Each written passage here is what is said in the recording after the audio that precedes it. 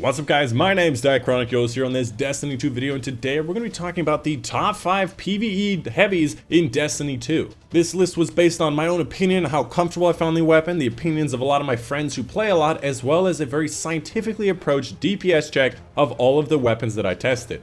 Now if you want to just go ahead and go to the top 5, go to this time on screen now. You can skip my preamble where I basically describe how I did these DPS checks, why they are scientific, as well as the reasons why I chose certain weapons that I did. So if you want to skip that, go ahead and skip to that time, but also you will be skipping the fluffy animals, so keep that in mind. So on screen now you can see a list of all the different weapons as well as the variations to weapons that I have tested for this video. If you don't see a weapon that you like using on the list, most likely it's a variation of the weapons that are already on this list, or it just wasn't near the amount of power to be able to achieve the top 5. An example would be Dead Ender. This is a legendary linear fusion rifle, and all of the legendary linear fusion rifles have the exact same impact as well as charge time. Now, obviously some of them have different reload times which would affect the DPS, but they're all pretty much exactly the same, so I didn't feel the need to do all of them. Same goes for a lot of grenade launchers and so on. But if there is something that I missed that you really think should be on the top 5, let me know in the comments down below for a heavy, has to be heavy slot, that would be in the top 5. Now I bet you're wondering, how did I do my DPS checks and how are they scientifically accurate? At first, I did a lost sector on Earth so that the power advantages of all the weapons wouldn't matter no matter how different the power was, but then I found some weird inconsistencies where the Darcie and the Whisper did about the same damage headshots, which didn't make any sense. So then I moved over to the Dreaming City and found indeed that the Darcie did about half the damage that the Whisper shot did in a headshot against a random enemy. So I decided, because of the fact that every location, every enemy type is so inconsistent, I was going to give you data that was useful regardless if it's inconsistent. So I decided to use the first boss of Last Wish, the boss known as Kali, as my DPS check. So if it's inconsistent, at least you have a DPS on a boss that matters. Even then, each encounter in the Last Wish raid is inconsistent. I found that Whisper does a lot better damage against Kali, but then the Ikela shotgun does a lot better damage against the Ogre. So there's going to be some very stark differences. Some weapons will fly way to the top for some reason, and then some of them will drop all the way to the bottom. But I think in general is a decent place to do tests. And each one of these tests was done at 576 power level that I was on for every single weapon. I pulled everything out of collection, so it was exactly the same power level every time, or I switched around armor so that it was about the same every time. Alright, with the preface out of the way, we can get on to the cute and fluffy animals. Thank you for watching the preface. It's really important to me that you guys understand how I did things and why I did certain things, hopefully to avoid certain comments in the comments down below of people not knowing why I did certain things, but also because I want you guys to be confident going out there and knowing why these certain weapons are the best, so you can tell other people why they are when they ask you why. And now that I've got your attention with some cute and fluffy animals, check out my merch store. I recently released my merch store with a new shirt with a cute tiger kitten on a yarn ball. It's adorable. I mean, who doesn't want a kitten on a yarn ball on their t-shirt? So go ahead and check that out, as well as the other things that are related to me, and go check it out. Everything that you do purchase supports me directly, so I can keep doing what I'm doing. And also, please let me know if these are getting annoying. I try not to do the merch thing too much, but I really just want to sell merch. But I just say that. But anyways, without further ado, let's go ahead and get into number 5, which is going to be the exotic linear fusion rifle known as Queen Breaker's Bow. Actually, the first linear fusion rifle to ever exist in Destiny 1, which is actually just a fusion rifle at the time, absolutely destroys in both PvP and PvE. This weapon has 2 firing modes, a long range higher damage and a short range faster fire rate. Both of these do pretty much the exact same DPS, whereas the higher damage, slower fire rate has some of the best total damage in the entire game. So if you ever find yourself lucky enough to have an exotic drop in Forsaken and you get one of these lucky sons of a bee, make sure you use it because it is really good. Coming up at number 4 in this top 5 countdown is gonna be the legendary linear fusion rifle known as Dead Ender / Crooked Fang / Tarantula / Man of War. Every single one of these legendary linear fusion rifles in the game have the same impact and same charge time. With variations in stability, range, and reload time, these weapons are pretty much the same and they all kick major ass. As one of the most underrated weapons in the game, these things have 3rd in DPS and 4th in total damage. That is significant. And I didn't even have box breathing on any of these. That's right, box breathing can be on a linear fusion rifles. And with a coming update either the 16th of October or the 30th, we're gonna have Crooked Fang be able to be dropped in the random World Legendary engrams, which gives us more chances to get box breathing linear fusion rifles in the random rolls. You did not know box breathing gives you a 1.3 crit multiplier, which, you know, considering that it's 3rd place in DPS and 4th in total damage, this could easily jump to 3rd and 2nd place. This thing is amazing, and the fact that it's a legendary weapon makes it even more amazing.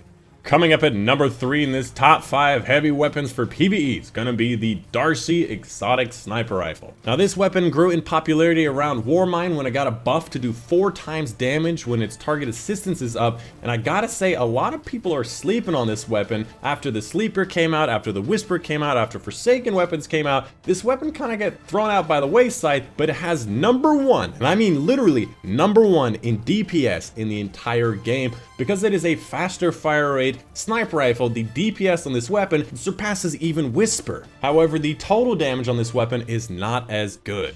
Even then, this weapon is an absolute beast, and I highly recommend you go back and use it because it is still significantly good. The only issue I would say is the fire rate is too fast for this weapon. You can't possibly pull the trigger as fast as physically possible and keep your sights on the enemy. The only enemies you can really do that with is gonna probably be Argos. But even then, this weapon still kicks major ass. Coming up at number 2 in this top 5 countdown is gonna be the Sleeper Simulant Exotic Linear Fusion Rifle. I gotta say, linear fusion rifles are tearing it up in this top 5, and I gotta say for a very good reason, because this thing destroys. Coming up at number 2 in this top 5 PvE weapons for heavies is gonna be the Sleeper Simulant Exotic Linear Fusion Rifles. And I gotta say, linear fusion rifles and snipers are tearing up this top 5 because they are so significantly overpowered when compared to so many other weapons in the game. It is ridiculous. And this weapon in particular does not only an amazing DPS, it has incredible single shot damage and aim assistance. You can pretty much just miss the head entirely, be a few inches over, and still hit the target. This is true in PvP, in Gambit, in PvE. This weapon is incredibly easy to use, and it is incredibly powerful and still has great DPS to accompany it. Now, the previous DPS test I did with the Sleeper found that it had a very low DPS, even though it had good shot damage, but after the patch to make it a lot faster of a fire rate, this weapon is significantly better. I'm assuming in future patches, this thing is gonna get nerfed. I know that it's gonna get nerfed in Gambit with the amount of ammo that drops as well as aim assistance, so make sure you use this weapon as soon as you can. This weapon, of course, is from the exotic quest from the Warmind campaign.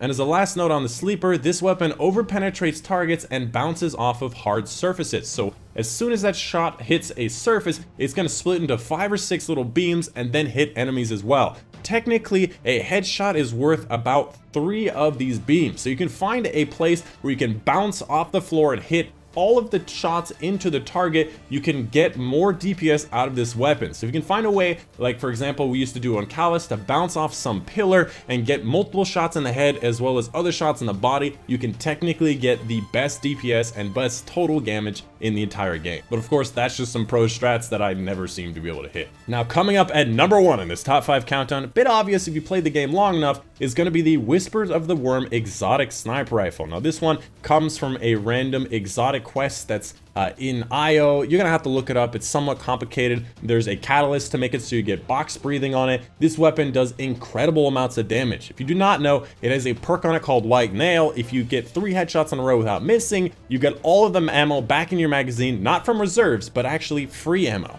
which makes this weapon an incredible damage dealer. From its origins in Destiny 1 as the Black Spindle to the Black Hammer and finally to the Whispers of the Worm, this weapon has always been a destroyer of bosses, just an absolute powerhouse. Some things you should know about this weapon is that the box breathing, or the whispered breathing as it's known now, has changed since Forsaken. You can no longer just keep your sights aimed on a target and continue to get box breathing. You now have to go 2 seconds without firing and without looking out of your sights to get box breathing. You'll see a buff appear on the left side of your screen called Whispered Breathing, and then at that point you can fire and get the full effects of the 1.3 crit multiplier. In my DPS test, I separated whispered breathing and non-whispered breathing into 2 different variations. In my test, I found that whispered breathing does in fact give you better DPS as well as total damage than the non-whispered breathing. So you see a lot of people just opening fire, firing as fast as physically possible on things like Riven. This actually may not be the best DPS in the game. And of course, these 2 DPS are really not that dissimilar from each other, so you might as well just fire as fast as you can.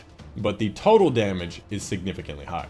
And that is pretty much it. That's the video for you guys today. On screen now you can see a DPS check on all of the weapons that I checked, all 21 different variations and weapons. As you can see, a lot of weapons that you'd expect to be much higher are actually much lower, like the Wordcliff Coil, the Curtain Call, 1000 Voices. These things are actually pretty low, even though that many people may think that they're pretty high. I also included the Ikelos Shotgun as well as the Titan Vulcan's Rage Super on it, so you can see comparatively how they scale in DPS. And as the last thing I want to say, there's actually a link to this Google Docs spreadsheet in the description down below, where you can actually see all the notes that I put on there, how I did a lot of math. If you double click on some of the cells, you can see that I actually did a bunch of RPM tests, I did a bunch of damage tests, I did some averaging. There's a bunch of stuff over there. If you want to see exactly how I did it, it's going to be over there for you to check out. And if I add anything else to the list or make any changes, they will be automatically updated over there. And that's it. I hope you guys did enjoy. Make sure you leave a like down below if you did, and subscribe for more top 5s in the future. My name is the Nightchronic, your host on this Destiny 2 video,